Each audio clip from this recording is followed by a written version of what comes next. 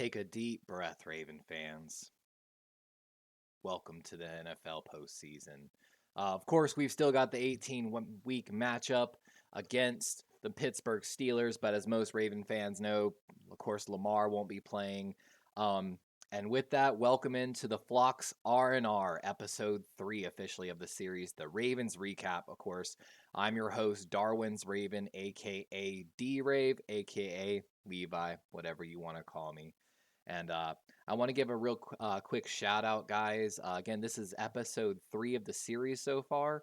Y'all have actually been coming in and watching, and actually we've seen, growth through the first 2 episodes. And so special thanks to everyone that's dropping into those comment sections. I'm trying to make sure to get back to it as much as I can. So make sure you drop your questions after the video. And if you like the episode, make sure to hit that like and subscribe button. But with that, let's get started here, guys. So we usually start with kind of a recap. Ignore there's a lot of text here on the board. I didn't want to have my undernotes up on the page, so we put them up on the page, basically. But one of the big stories, of course, for the Baltimore Ravens coming into the matchup versus the Miami Dolphins was the injuries to the secondary. Kyle Hamilton and Brandon Stevens, of course, not getting the start. And we saw a lot of Arthur Mollett, Ronald Darby, and Rock Ya-Sin. And some of the flock's been really critical of Arthur Mollett this season. Honestly, he passed my eye test in every game.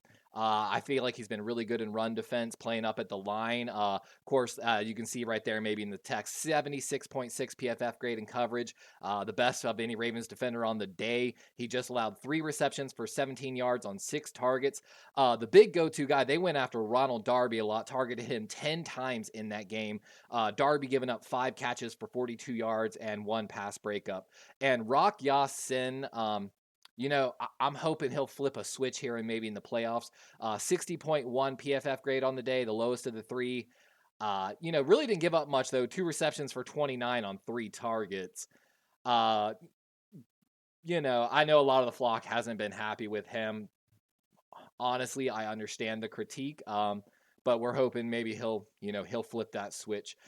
Consistent story, of course, for the Ravens has been stopping the run, the inability to do so. Dolphins averaged 6.5 carries in that game, ripping off 3 yards of 15 yards or more.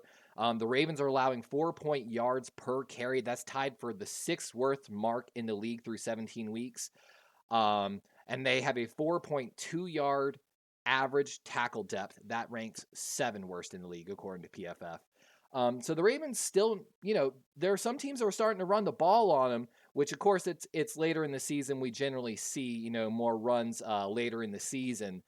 But I think honestly, the Ravens have got everything in a plan. They're playing, like Roquan said before the Dolphins matchup, the field's only 100 yards. That's not true technically because you got the end zones, but you get what he means. Basically, you're playing within that bend don't break mentality, essentially, where you can just limit plays. You're going to give up a few plays here and there, especially with those zones, but as long as everyone's disciplined and communicating and playing together, eventually someone messes up. And it's something I talked about during the Dolphins game. They give him this window to throw, but if he's off by 1 to 3 feet, that ball's tipped potentially. And then the Ravens are playing extra hard to the ball. And we're just seeing the case in point, Hamilton's 2nd interception in the Niners game. We talked a lot about Justice Hill. He had a huge day for the Ravens. 48 rushing, 64 receiving, but 101 on kickoff returns, totaling 213 all-purpose yards on the day. It's why we've been very avid. Once Dobbins went down, we already had Gus, we had Hill. They're very different style backs. Of course, we'll get to the Cook thing here later. Final big story, of course, for the Ravens coming into that game. Kevin Zeitler, right guard for the Ravens. And we got massive beef with the NFL on this one. We'll talk about that in a minute. But Ben Cleveland stepped in for Kevin Zeitler on that. Absolute great day pass blocking. Gave up 0 pressures on his 26 pass blocking snaps. So good sign for the Ravens fans. And we're going to talk about that backup offensive line here just a little later.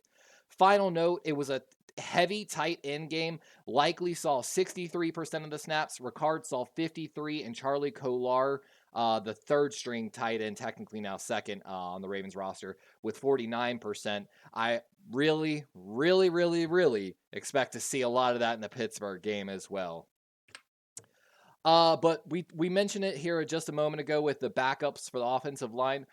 Backups to watch in Week 18. Of course, we will be calling the Pittsburgh Steelers game on Saturday, 4 o'clock. But for the Ravens, Demarion Williams, who is supposed to be taking the starting nickel job, coming back hopefully from injury. We're going to keep a close eye on Rock Ya-Sin. He'll probably be in the number 1 corner position potentially.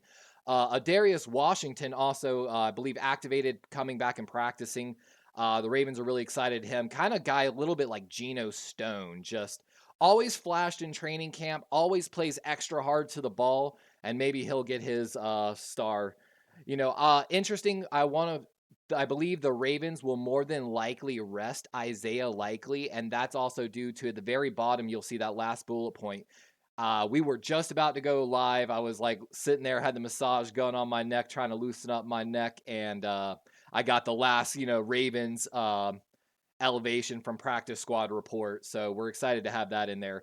So of course, Charlie Kolar, I believe, will probably get the start for the Ravens, but I expect Ben Mason, who the Ravens just elevated from the practice squad, to really get a lot of those snaps. At the linebacker position, of course, we're looking for Tavius Robinson, the rookie from this draft, to get a lot of snaps. Trenton Simpson probably going to be taken over in the middle with Roquan and PQ probably getting some time off. Jeremiah Moon also, I believe, elevated to the active roster as well. And Malik Ham is someone we've been keeping an eye on for a while. I believe technically he's still on IR, but I thought he had started his window to practice again. I'm going to jump to QB real quick. Of course, Tyler Huntley came out a while ago, officially going to get the start for the Ravens. But Malik Cunningham, of course, part of the roster as well. So maybe we'll see some snaps from Malik in the second half. That's been a very interesting addition that they made right before the playoffs. Keep an eye on that. But of course, the offensive line has been playing outstanding. Patrick McCary been taking rotational snaps on the left side from Ronnie Stanley, and Daniel Falele having a career year. I believe his sophomore year, if I'm not wrong. But I believe we're going to see a lot of the Ravens. We have Sam Mustipher, who's played a lot of the backups to Tyler Linderbaum. Ben Cleveland, of course, filled in at right guard for the Ravens this past game. And I'm sorry if I terribly mispronounce this name. I'm going to try. Malasala Amuve Laulu. Of course, one of the guards we took in this last draft. He's been like a healthy scratch for a lot of the games, but the Ravens have been carrying him on the roster because they're too afraid to let him go to practice squad.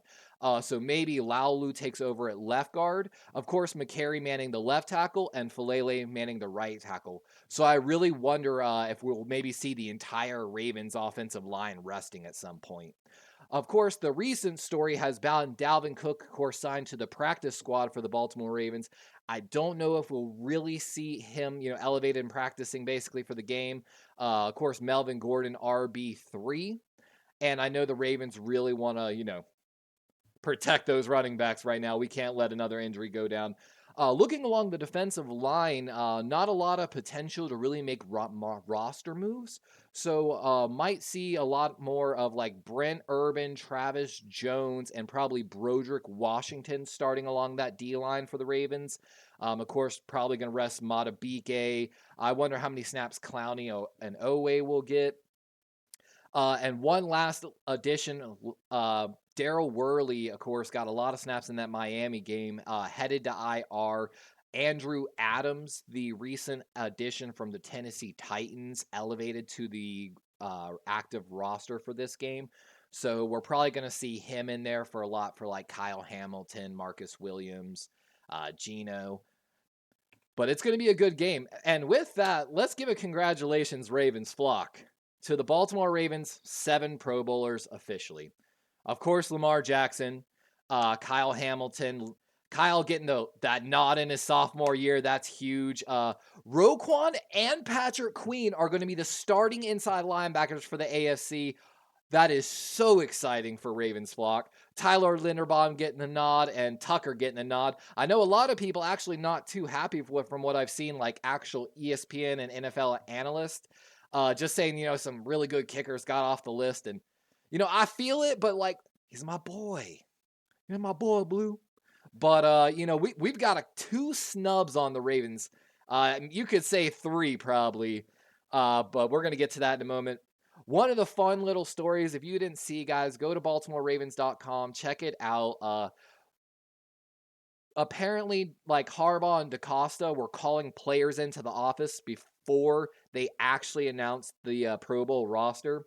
And so this will be Patrick Queen's first trip to the Pro Bowl. He's been trying so hard for years and never gotten the nod. And so apparently, he got the call to go in the office, and it's like, you're in trouble with the principal. You're like, what'd I do wrong? And then, they told him, and it was, a really great moment. So if you haven't seen it, go check it out, RavensFlock. But let's talk about these snubs. The 2 biggest snubs for the Ravens, and like I said, we've got 3 technically. Kevin Zeitler and Geno Stone. For those that don't know, Geno Stone's actually known kind of across the NFL, was leading the NFL in interceptions for most of the year, 7 interceptions. I thought Darren Bland had more, but I believe that's supposed to be first in the AFC.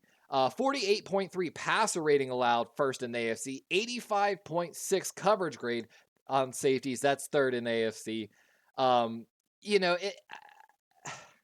We talked about it in our Pro Bowl voting video. If you didn't watch that video, go back and check that out. We had a couple bones to pick with how the NFL was putting players up, in my opinion, especially like fullbacks. There's a fullback missing. But it'd be like that. But of course, Kevin Zeitler has never made a Pro Bowl. 12 consecutive seasons for not making the Pro Bowl. I'm sorry, not never made the Pro Bowl, but 12 seasons without the Pro Bowl. He finished second in the AFC position fan voting. Since week 4, 428 pass blocking snaps. Only 12 pressures allowed, 0 hits, 0 sacks. And of course, we've been rallying for Brandon Stephens all season. And of course, he's my actual official 3rd Pro Bowl snub. We're sorry, Geno. We're sorry, Kevin. We're sorry, Brandon. We're sorry to all the Ravens that, might have really deserved it. But hopefully we won't see you in Orlando because you'll be going to the Super Bowl, right? But let's talk a little bit while we got the flock in here too about the potential playoff picture, because we're of course going to be doing Ravens versus Steelers on Saturday. I know we're going to be doing Bills versus Dolphins on Sunday Night Football. I might schedule another game in there. I'm leaning towards the Packers. I think the Packers take on the Chicago Bears. I think that's the game I'm going to cover as well. But tune in. But so, of course, if the playoffs ended right now, Jaguars, Bills, Colts are the last 3 teams in. Texans, Steelers on the outside looking in. Steelers, of course, got a lot to play for in this game if they want to, get that playoff check. On the NFC side, there's 2 teams that are in the hunt, 4 teams on the bubble for that last spot. Buccaneers, Packers kind of already, if it ended today, I believe Seattle would be the last team in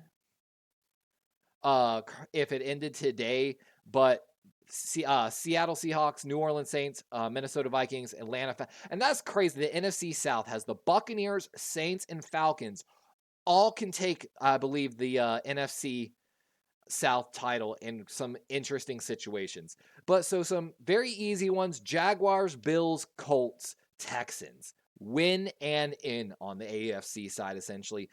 Being the case that the Texans are playing the Colts in Week 18, so that's why they're both in a win and in situation. The Steelers need a little bit of help. They need to win, plus they need Buffalo or a Jacksonville loss. Of course, the Buffalo Bills in Week 18 have a chance to take the AFC East title, if I'm not mistaken. They're playing the Miami Dolphins, which, of course, why we're covering that game. Huge playoff implications on the line, and, of course, seeding. Looking on the NFC side, Buccaneers win and in. Packers win and in. Or if Minnesota, Seattle, and either Tampa or New Orleans lose, they don't even have to win their game. So they've got a weird situation where they could lose and still make the playoffs. Seahawks, they need to win, plus they need Green Bay to lose against the Bears. Saints need a win plus a Tampa Bay loss. Basically, Saints, Falcons, Buccaneers. It's more about the divisional title of the NFC South than anything. So basically, everyone needs Tampa Bay to lose, and they need a win to take the NFC South. Vikings, though, with it interesting, they need a win. Plus, they need Green Bay, Seattle, and either Tampa Bay or New Orleans to lose.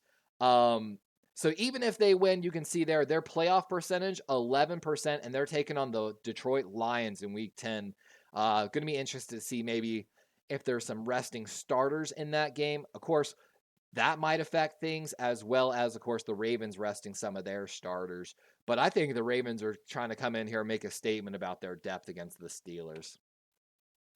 Let's talk a little bit about some fun numbers, some next gen and PFF numbers we came across today. So the Baltimore Ravens defense has now generated 385 quarterback pressures this season. That's first in the NFL. The league average is 299. So the Ravens are just harassing opponents. Kyle Hamilton's allowing 58.1 passer rating while he's in the slot. That's again first in the NFL among safeties. The Ravens highest graded defensive players in this 6-game win streak that we're on. By the way, the Ravens, I think, have a much larger, I think the next team is 3, maybe 2 win streak. So Ravens busting a lot of teams' win streaks as they're going into the playoffs. But defensively, Jadeveon, Patrick Queen, Kyle Hamilton, Kyle Van Noy, and Matabike leading the way for the defense. And if you didn't watch our episode on R&R last week, guys, we talked a little bit about Kyle Van Noy and Jadeveon Clowney both having now career years on the edge for the Baltimore Ravens under Mike Macdonald. And again, if you don't know the story of Mike Macdonald and Aiden Hutchinson and David Ajabo, go back and watch. Highest graded, I just noticed it says defensive players. They're offensive players through this win streak. Of course, Lamar, OBJ, Justice Hill, and actually, 6 players. Morgan Moses, Tyler Lindenbaum, and Zay. So the offense just in rhythm right now. And I don't know if you saw RavensFlock. Mark Andrews was, I believe, in the practice facility, so that's great to see. Tyler Linderbaum, since week 11, only allowing 6 pressures and 0 sacks in 219 pass blocking snaps. And, of course, the MVP leader himself, Lamar Jackson, 92 PFF grade while under pressure since week 13 in the NFL, and that's first in the NFL over that period. MVP, my guy. Of course, on our Twitter at DarwinsRaven20, you can see there, we actually put up a poll 2 days ago. It closed today. Only got 10 votes, but we're trying to grow that Twitter fan base, so make sure you go like and subscribe. Like you can see, 116 views, only 10 votes. Hashtag crying. But we asked the RavensFlock, who do you want as RB3, Cook or Gordon? And of course, out of the 10 votes, 70% went for Dalvin Cook, so hopefully we might be cooking in Baltimore in the playoffs. Welcome to the flock, my boy. Little bit of social media highlight here at, like we usually like to end the show. Of course, the first thing that broke through the Ravens media wire that I saw today, the Ravens donating 100 tickets to Saturday's game against the Steelers to the unsung heroes within the Baltimore City and county school systems. The tickets will be divided equally between the staff, including cafeteria workers, bus drivers, crossing guards, and that work in both the school systems as a thank you for their hard work as they gear up for the second half of the year. Shout out to all our teachers I got a lot of friends that are in the teaching profession or left it over these past few years. Nothing but respect. And a little bit of gossip for the Ravens flock. I'm sure y'all have seen it already, but they were on, I believe, the podcast the other day. RQ and Marlon were, trying to play wingman for Patrick Queen, aka PQ. PQ shooting his shot apparently with Dua Lipa. The singer that was in Barbie and had a few other really good songs over the past few years. We got our fingers crossed for you, PQ. We wish you the best, my guy. Even if you don't stay with us next year, man, I'm still wishing the best for you, homie. But with that, guys, thank you for coming in to our third ever episode here of the R&R on Darwin's Raven. Make sure you come back soon. Later this week, of course, we got Ravens versus Steelers, 4 o'clock on Saturday. We got Bills versus Dolphins Sunday night. We're going to try to get our draft special follow-ups videos coming up here soon. Basically, kind of reevaluating how the season went for all of these players. Now that basically the final week's done. Look forward to it, guys. Maybe I'll wait till after the games just so I can say that the season's officially done and these are official final numbers. But the numbers I'm a little worried might get inflated or deflated based on resting starters and stuff. I'm gonna stop my camera here so you can see the little bottom part here. Actually, I'll just move it. Coming soon, of course, we've got the Around the Bay series that we've already got in our podcast playlist. Check it out. Nothing in it yet, really, but we've got a lot of content that we're planning for it. We're trying to assemble our panel right now and hopefully get our first ever episode out like this. We do plan for it to be started as a pre-recorded thing just like this. Maybe we'll start doing it live. I don't mind doing stuff live because I do everything in one take because we can't do editing on our PC. But of course, also, we're going to have our draft specials just like last year, an offensive and a defensive draft special. Maybe I'll even break them down a little more just so it's not too long videos. Of course, we'll be having our live draft coverage again this year and our live NFL Combine coverage. So make sure you come in and drop in for that. We'll schedule those eventually here soon once we have more concrete dates. And of course, we will be continuing the off-season plan 2024 edition. If you don't know, the off-season plan is where we play GM, of course, of the Baltimore Ravens and various NFL teams such as the Packers, Bills, Panthers, Bears, and basically if you've got a team and you want me to play a GM, maybe even the Colts, I'm thinking honestly. But if you want to play GM and you enjoy that and you would like a video based around your team, make sure you leave me a comment. Just say who your team is. Be like Colts off-season plan, and I'll make sure to add you to the official plan for it. Of course, every super chat, every super thanks, every membership helps us raise money. We're trying to, of course, we also have a donation tab. We've got an official Fanatics link as well in our descriptions on our channel, not this video. But we're trying to raise funds, and I forgot to add, we're trying to go to the NFL Combine as well. But we're trying to go to the Pro Bowl in Orlando. I have not bought my ticket yet. I might have to buy a ticket for my girlfriend and ask her to hold the camera. Of course, checking the rules at the stadium, no selfie sticks. I don't think I'd be able to set up like, a tripod. And, I'm just not trying to ruffle feathers while producing content. And of course, we're trying to get custom t-shirt with the channel name and other little things like that. So, we're playing around with the different stuff. Like, I joked around with the girlfriend. I was like, well, what's the point in even spending money on worrying about the view because I'm trying to run around and do content most of the time during the Pro Bowl. So maybe I'll just buy the cheapest tickets technically. The draft though, the draft is free to go to. The flight honestly is really cheap if I book it early, but it's about $600 for 3 nights worth of hotels. Even like 30 minutes away from the event, really close to the airport. So we're trying, guys. We're trying. But if you like this video, make sure you hit that like button. If you enjoy my content, make sure you hit the subscribe button so you know every time I go live or put a video out. I really appreciate anyone who's came in, stayed, and hung out with us here today. We're hitting that 24-minute mark, so it's about time to get out of here. As always, it's been fun, RavensFlock. I'm your boy, Darwin's Raven, a.k.a. D-Rave, a.k.a. Levi, whatever you want to call me.